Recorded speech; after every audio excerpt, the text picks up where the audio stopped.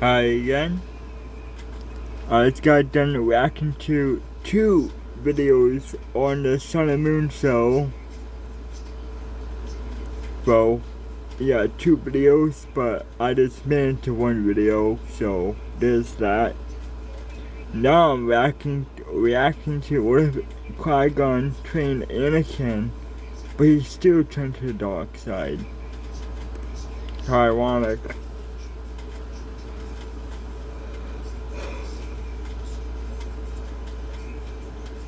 Your master is still alive. Your master trained you, and you got the father figure that you wanted, but yet you still fall to the dark side, Skywalker. Come on. But let's see what happens. What if Qui-Gon trained Anakin, but he still turned to the dark side? On. Don't forget to subscribe, like, and share. And I'll have the Star Wars Galaxies channel in the description, so you can check out the video and the channel for yourself.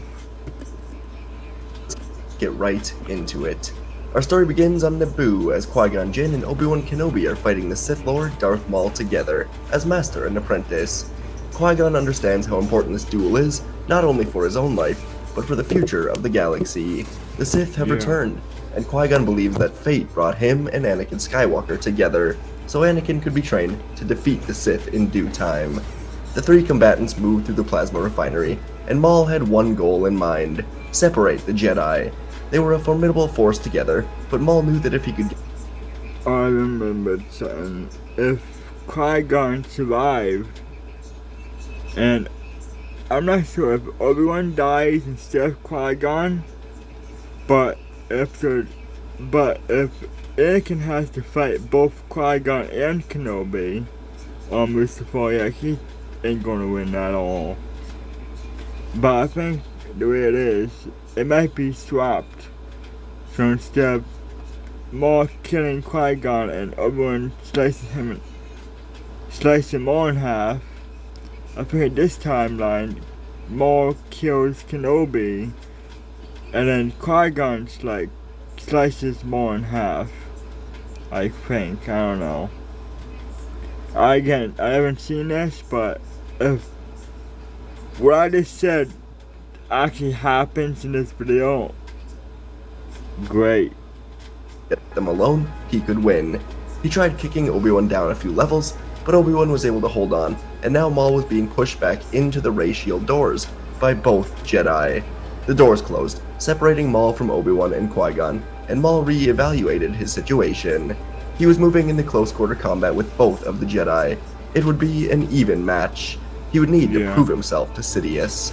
Qui-Gon helped Obi-Wan calm himself, and when the doors opened, the Jedi ran at the Sith Lord, striking their lightsabers together once more.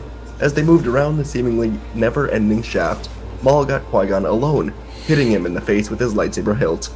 He went in for a killing stab, but Obi-Wan threw his lightsaber from across the way, slashing Maul across the face.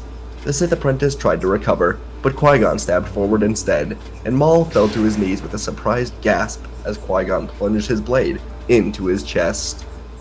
Oh, how ironic is that? In the original timeline, he did that to Qui-Gon, and then this timeline, Qui-Gon did that to Maul. How ironic is that? But yeah, so it seems that both Kenobi and Qui-Gon both survived in this time. Alright. And Maul died here, as the Jedi lived on instead. And this duel would shift the fates of many in the galaxy, as Anakin Skywalker would return to Coruscant with Qui-Gon, and he would make his intentions clear to the Jedi. Either he would train Anakin here on Coruscant, or he would leave the Order and do it anyway. The Council decided they would all be better off if they were able to monitor this training, and so Yoda begrudgingly allowed this. Qui-Gon would become Anakin's master, while Obi-Wan passed his trials and officially became a Jedi Knight. And so, as the Sith were in recovery mode, as Sidious shifted his attention to Dooku, the Jedi were thought to be in good hands, with Qui-Gon training Anakin. And the first few years would be extremely prosperous for the young boy. Qui-Gon was the father Anakin always wanted, and it helped to fill the void without his mother being with him any longer. Qui-Gon understood what Anakin needed, and so he embraced this training much different than he did with Obi-Wan or Padawans before. Anakin needed a friend, a father, just as much as he needed a Jedi teacher, and Qui-Gon would slowly begin shifting his methods with Anakin to a very emotional connection, trying to teach Anakin to learn how to properly deal with his emotion. Yes, this, I've seen different channels have different theory thoughts, different iterations of what if Qui-Gon trained Anakin Skywalker. This happens to be Star Wars Galaxy's version. Well, minus that he still turned to the dark side. But still. Qui-Gon often reminded Anakin that he would not be around forever. No one would. Though Qui-Gon did know that he would become a Force spirit after death, he kept that information hidden. Qui-Gon's unconventional approach to the Force, which did emphasize intuition and living in the moment, it resonated deeply with Anakin. Together, they would hone Anakin's early signs of the Force into showing him how to wield it for good, and soon they would embark on various missions together, with Qui-Gon guiding Anakin through the complexities of the galaxy, showing him that even inside the Republic, a lot of planets struggle to prosper. Corruption and greed haunt the outer systems of the Republic, but they could not always help in the ideal ways, and that was one of the many challenges of being a Jedi. Anakin would quickly thrive under Master Jin, and Qui-Gon would help Anakin hone this skill by integrating Jedi teachings with things Anakin already knew like racing and mechanical building. Qui-Gon would try to make the training a little bit more fun sometimes. He would take Anakin on a couple missions to an abandoned pod racing track deep. That's also what the Jedi failed to do, you're teaching the students, but make it fun when you do it, like what Qui-Gon is doing here. Teaching, but also making it fun at the same time. In Malastare, and he would have the boy race alone, with his eyes closed, relying on his connection to the Force. He would even have Anakin build a pod using the Force to move the parts around, making it all fun and productive, and as Anakin would mature into his mid-teens, Qui-Gon's wisdom and experience would earn the Jedi Master a position on the Jedi Council. Initially, Qui-Gon was reluctant to accept, wary of the Council's conservative nature. It wasn't the first time that Yoda discussed being on the Council with him, but usually it was Yoda and the others on the Council who shut this idea down. But as they saw how Qui-Gon took Obi-Wan from nearly being a failed youngling to a great Jedi Knight, and now his teachings with Anakin, they wanted Qui-Gon's expertise on the Council. And Qui-Gon, thinking he could bring real change, would ultimately agree, believing he could influence positive change from within. This new role, however, would demand so much of his time and focus, causing his attention to shift away from Anakin more than Qui-Gon would have liked. He would have Anakin go on some extra missions with Obi-Wan whenever he was needed with the Council, and Anakin would begin to form a bond with Obi-Wan, but more so as friends than the familial one he had with Qui-Gon. The once close and dynamic relationship between Jin and Skywalker would begin to strain, as Qui-Gon became increasingly consumed by the bureaucratic responsibilities and political intricacies of the Council. Unfortunately, Qui-Gon quickly began to fall into the same trap that so many Council members before him fell into: complacency. Qui-Gon knew of the issues between the Jedi and the Republic, but once on the Council, he became so busy, so overwhelmed at times, that he lost his ways in trying to bring change. Like Plo Koon, Shaak Ti, Yaddle, so many others, Qui-Gon just fell in line with the Council, and he didn't even realize that this was souring his relationship with his student. Anakin always admired Qui-Gon because he was different than the other Jedi, but now Anakin began to wonder if Qui-Gon regretted taking him as a student.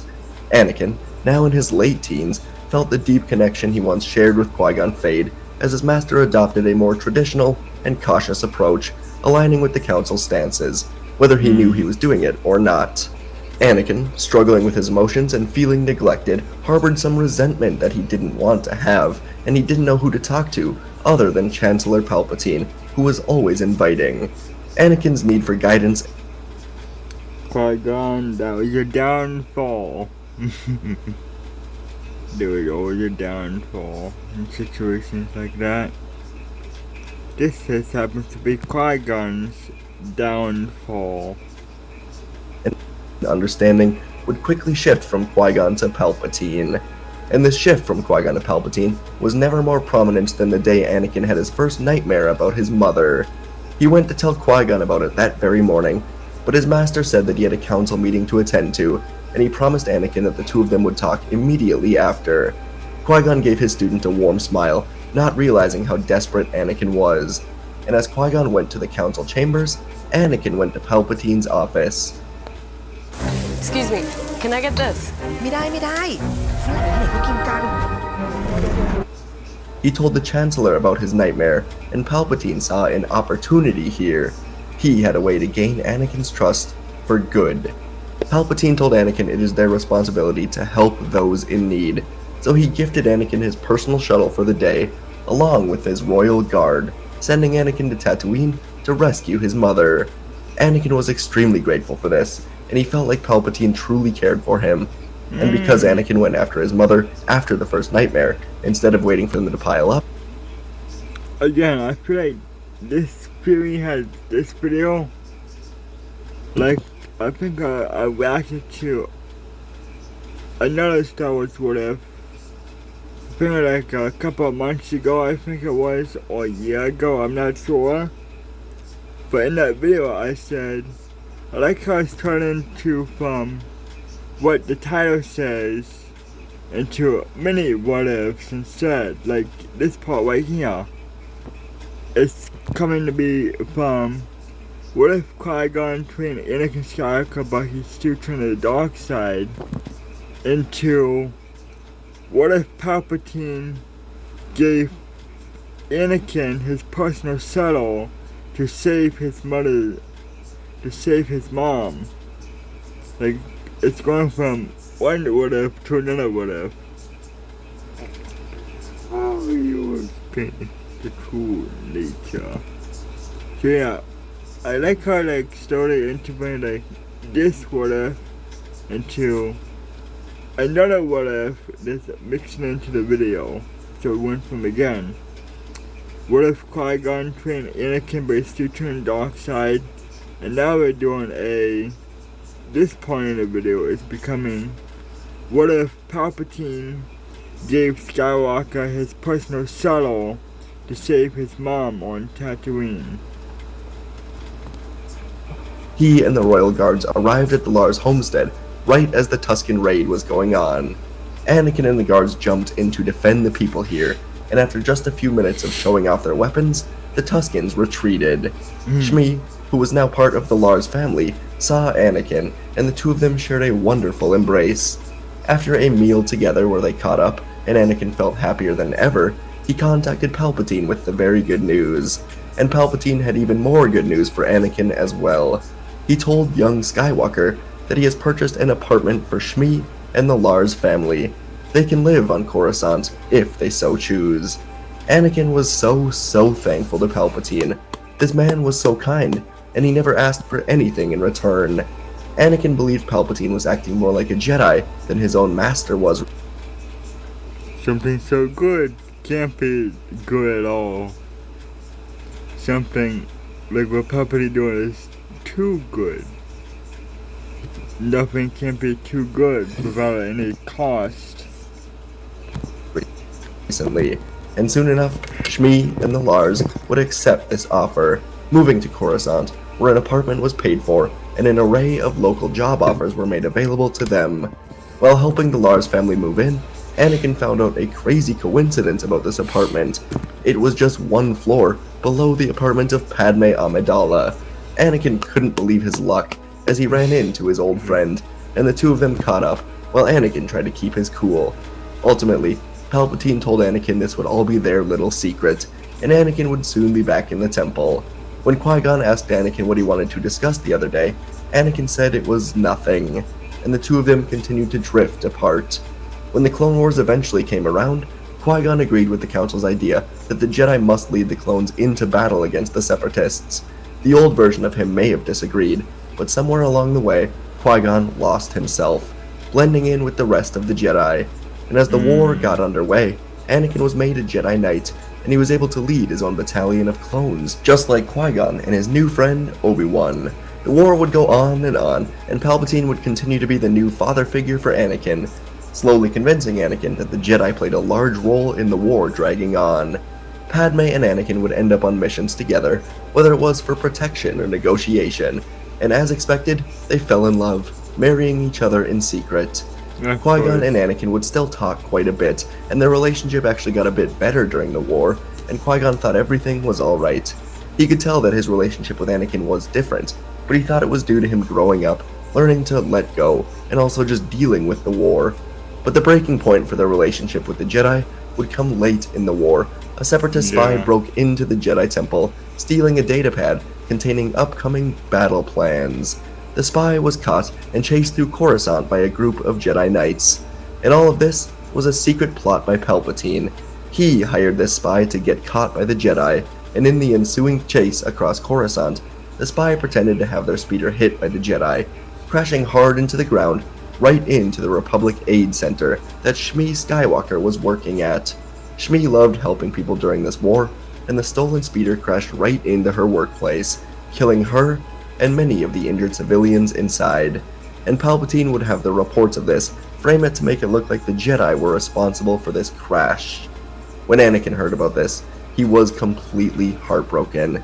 And because Anakin and Palpatine kept this a secret from the Jedi, Anakin could only talk to Palpatine about his mother's death, and the Chancellor did what he does best, twisting his words to not only comfort Anakin, but to sow more division between him and the Jedi Order. And from here, things would only escalate for Sidious in his plans. The war would drag on. Palpatine would make sure that Anakin was stuck in the Outer Rim sieges on mission after mission, separating him from Qui-Gon and Padme. When it came to the final days and the attack on Coruscant was executed, Qui-Gon was fighting on the surface, while Anakin and Obi-Wan fought Dooku, and Palpatine goaded Anakin into using the darkness to kill Dooku.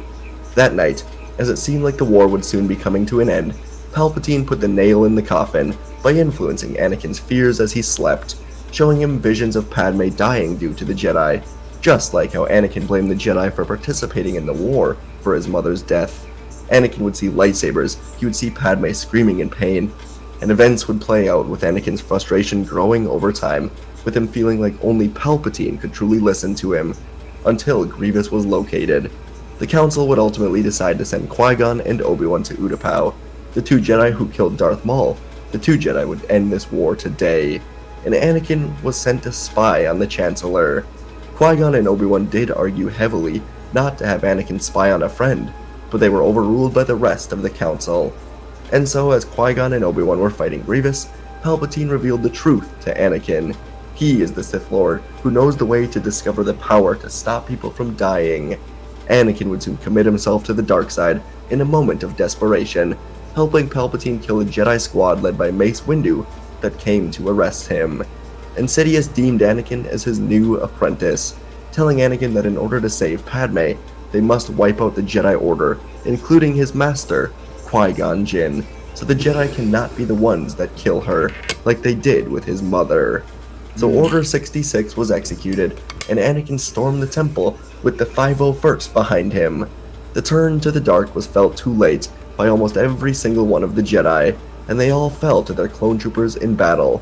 But on Utapau, Qui-Gon felt Anakin's turn as soon as it happened, and he was able to guide Obi-Wan to safety right before the clones opened fire. They were safe, but they were left to wonder what happened and what they are supposed to do now. And after waiting for so long, letting the clones clear out and begin entering into gunships to search the planet, Qui-Gon and Obi-Wan were able to steal a couple of Powin ships, jumping to hyperspace for Coruscant. Once back on the planet, the two of them found Yoda and Bail Organa, and while the Emperor was giving his speech about his new empire, the three Jedi entered into the Jedi Temple, and they saw the horror of it all. It was a harsh reality of how far the Jedi fell, especially for Qui-Gon. For the first time in years, Qui-Gon saw how far he fell from the Jedi that he once wanted to be, and as they checked the security footage, Qui-Gon saw that he failed his student, and when Anakin felt like he couldn't come to Qui-Gon, he turned to the dark. As the Jedi watched Anakin fighting Jedi Masters, Qui-Gon switched the security recordings to the Council chambers. They watched Anakin enter, igniting his lightsaber on the younglings. But after a moment, Anakin put the saber away, and he told these children to stay hidden.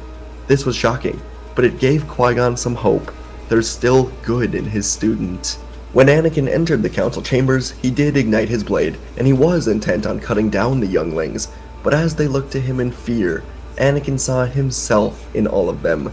They were all scared children, and in that moment, Anakin remembered his mother. He remembered Qui-Gon, and all the happy moments growing up. Anakin didn't recognize himself, and in that moment, he turned around, refusing to kill any Jedi that couldn't fight for themselves. There was still some light in him, after all, thanks to Qui-Gon's training. And Qui-Gon, Yoda, and Obi-Wan discussed what to do next, and Qui-Gon said that he will find Anakin alone. Anakin is his failure, and he must be the one to correct it. This meant that Yoda and Obi-Wan would be going to fight Sidious together. Qui-Gon would go and speak with Padme Amidala, who he knew had a special relationship with Anakin, and Qui-Gon talked to Padme, telling her about the good that he saw in Anakin, how he refused to take down the children, and how he must be allowed to go with her to find Anakin. Padme would agree to this, and together the two of them would travel to the Mustafar system. Once on the lava planet, Anakin ran to hug Padme. Again, this is another mixed up, like, this being another what if. Like, what if Anakin refused to kill the jet? Like, what if Anakin refused to kill the children at the Jedi Temple? We have another what if video in this one too. Great. Telling her the galaxy can be theirs when he saw Qui-Gon waiting for him. The old Jedi Master put his hands up in peace, but Anakin's fears of the Jedi killing Padme were completely reignited in this moment. He also thought Padme betrayed him by bringing Qui-Gon here, and in this moment of spiraling anger, he choked Padme. There was no rhyme or reason for this, just pure darkness poisoning Anakin as he choked Padme nearly to death. She fell to the ground, and Qui-Gon ignited his lightsaber. Anakin yelled at his former master that the Jedi failed him, that he failed him. Qui-Gon looked to his green blade, and he knew this was not the way. So he put it away, throwing it off of the platform, telling Anakin he will not fight him. He knows there is still good in him, and he needs to bring it out of him. And now Anakin ignited his blade, telling Qui-Gon that he will die. Qui-Gon began apologizing more to Anakin, telling his former student that he was wrong in so many different ways. He sees that now, but he told Anakin this is not the way. The darkness can never bring Anakin the answers he is looking for. Qui-Gon calmly asked Anakin what his mother would want from him, and this made Anakin even more angry, telling Qui-Gon that he should not speak about his mother. Qui-Gon did find out about her living on Coruscant after she died, and he was unable to help Anakin grieve. Anakin now approached Qui-Gon with anger, and he told his old master that today he would die. The light of the Jedi would fade away forever. As Anakin walked towards him, Qui-Gon still refused to fight his student. He was determined to save Anakin from the dark side, and if he had to sacrifice himself in order to do it, then so be it. Anakin finally reached Qui-Gon, and he stabbed forward, plunging his blade right into Qui-Gon's gut. Qui-Gon gasped, then smiled softly, saying goodbye to his student, and in Qui-Gon's dying moments, he used an old ancient power to show Anakin exactly what he needed to see.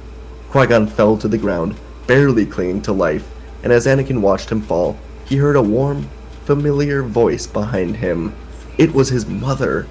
Qui-Gon was using Anakin's memories to show Anakin that what he was doing was wrong, and perhaps only his mother could show him this. In a moment of vulnerability, where Anakin killed his master, the man he saw as a father for so long, he was open to the light, and Qui-Gon was able to bring a memory out of Anakin, showing him his mother. Anakin turned around, feeling tears in his eyes, and telling his mother that she is nothing more than a memory. This isn't real. But Shmi touched Anakin's cheek, and said she is his memory, but Anakin is losing himself. Anakin was crying now, and he told his mother he doesn't know what to do. He's being pulled apart. Qui-Gon's teachings were forcing Anakin to be unable to leave the light behind.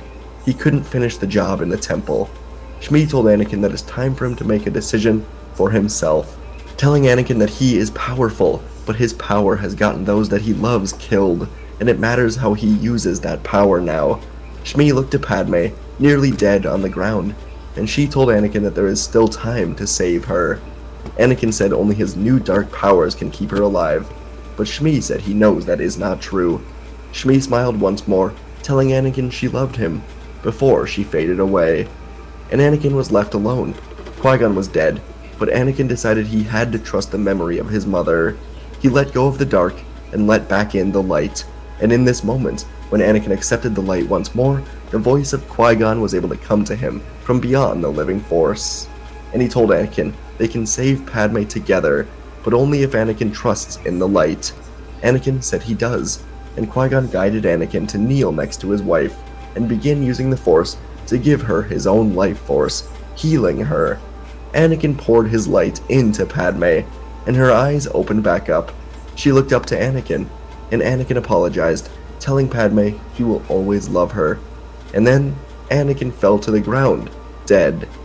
He gave Padme everything he had in order to make sure that she survives this childbirth, and Qui-Gon Jinn succeeded in his mission after death. Padme would mourn Anakin for a long time, and when she returned to Coruscant, Bail Organa was waiting for her with Obi-Wan and Yoda. Padme was informed by the two Jedi that Palpatine was killed by them, and Bail Organa has taken over as Chancellor, exposing all of Palpatine's secrets to the Senate. The two Jedi took Sidious down. Palpatine would go into labor, and she would survive rather easily, somehow Wait.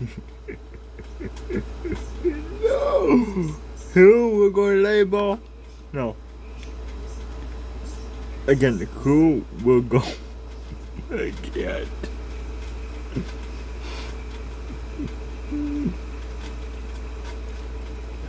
Who? Exposing all of Palpatine's secrets to the Senate. The two Jedi took Sidious down. Palpatine would go into labor, and she... No. Yo, what? No.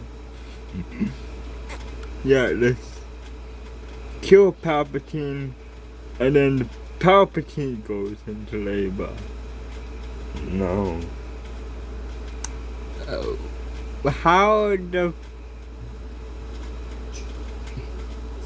Yeah, let's kill Palpatine, and then Palpatine goes into labor. I can't. No. No. And Bail Organa has taken over as Chancellor, exposing all of Palpatine's secrets to the Senate. The two Jedi took Sidious down. Palpatine would go into labor.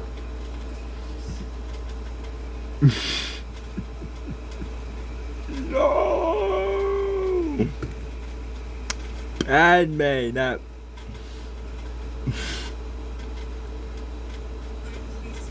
So you're gonna say that Skywalker and Palpatine were more than just good friends?